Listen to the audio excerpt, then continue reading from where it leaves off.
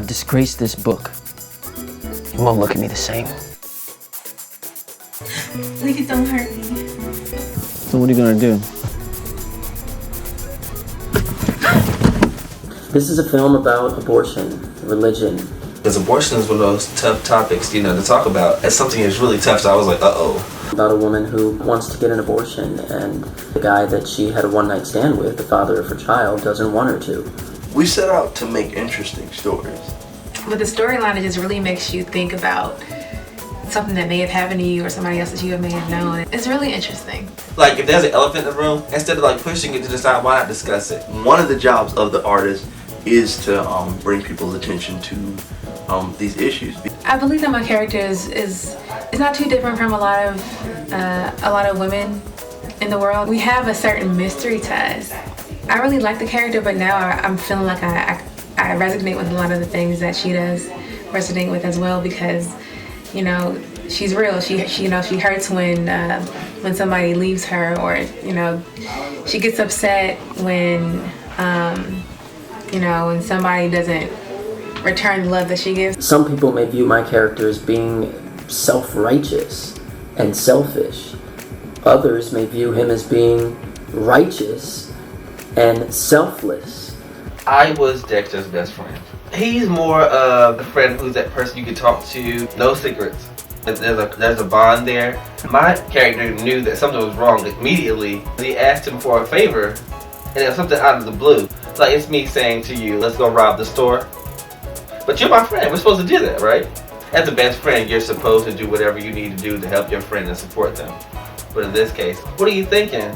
Honestly, I mean, I've been on film, but I've never been as prevalent as this on camera. I actually heard about Maddie. Robert told me that there was a person who graduated from his alma mater who was interested in working with him and working with Brotherside. I took a film editing class at St. Augustine's University. One day, he came into the classroom and the teacher introduced him as Robert X. Golfin, the actor. And I said, actor?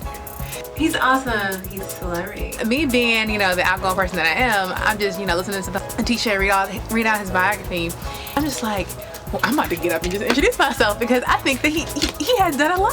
I sent him an audition tape just to have on file. We sent out an audition to everyone. We sent an open casting call. We got quite a few submissions. Hers immediately one of the ones we said, okay, she's one of the ones to pay attention to. Working with Maddie is very interesting.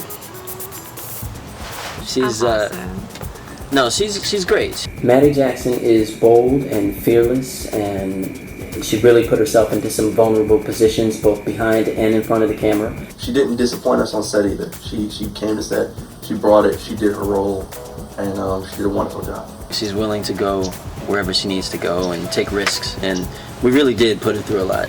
And it was really inspiring to watch, because an actor who is able to lose every inhibition, that's a recipe for a successful performance, and hers was definitely award-worthy.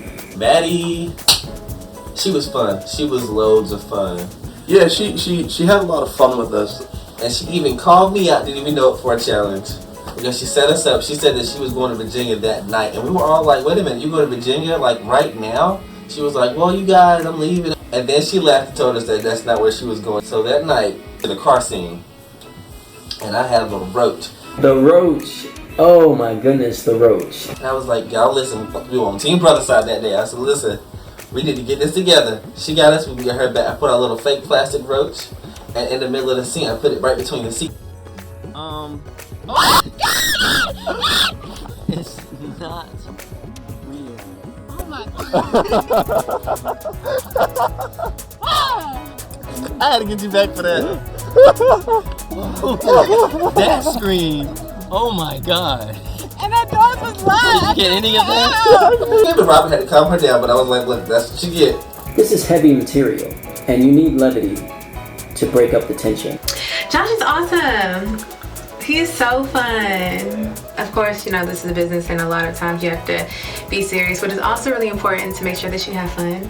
And Josh, you know, you can always count on him to chime in with something that'll make you smile. We're laughing so much we can't even stop laughing. You know, it's like, man, come on, we got work to do. Time is running. Josh is wonderful. Josh is a natural. And when he was in grade school, he experimented with theater and started working in that. And this is his first time actually acting as a featured role on a film. But the difference is, being on stage, you have to project your voice and be over the top.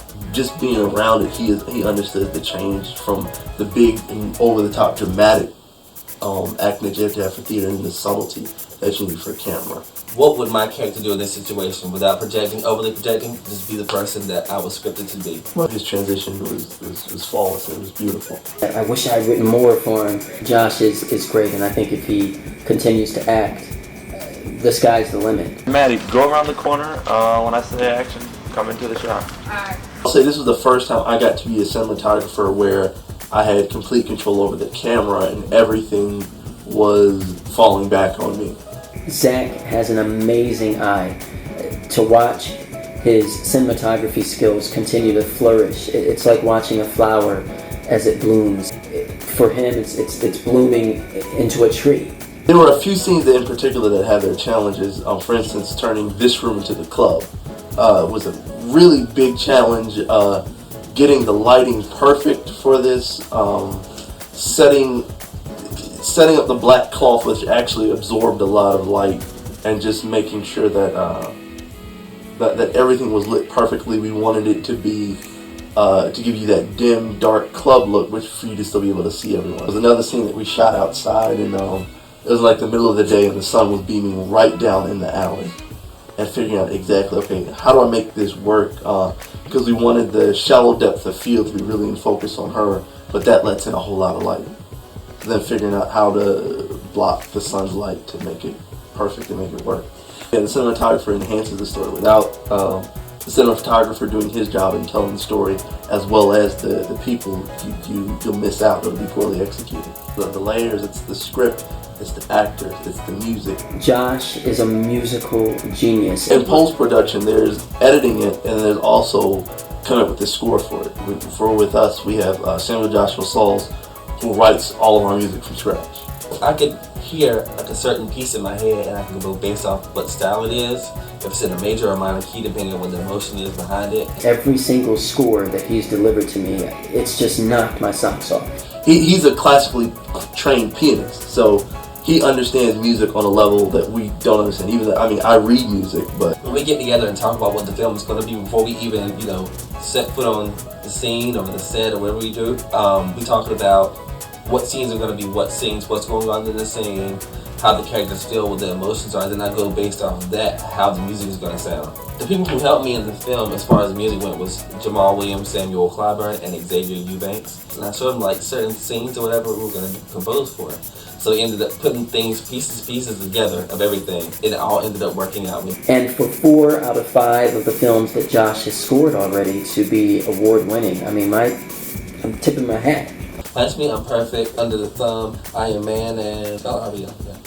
There's a specific reason why it's supposed to be a baby doll. It's a baby doll in the script. It wasn't a baby in the script and then we said, oh, we can't get a baby, so here's a baby doll. It's a baby doll in the script. And it's that way for a particular reason. Under the Thumb is one of those films that either you get or you don't get. I think that is a part of the film that people miss. It's that I'm not going to tell you what it is. Now maybe at least some people will know that is an element we included intentionally. In a lot of our films we don't give you all the details because we have one thing in our mind, but we don't want our opinion to cloud yours. More than anything, I just want people to have the conversation. I'd like for people to talk about it. I'm just happy if you're talking about it. No matter what happens, we're not going to have everyone to like what we do. We feel like we created an excellent piece. It was, we did the best job that could have possibly been done. From the very beginning, we've tried to do, not just to say we're filmmakers, but we wanted to be excellent at our craft.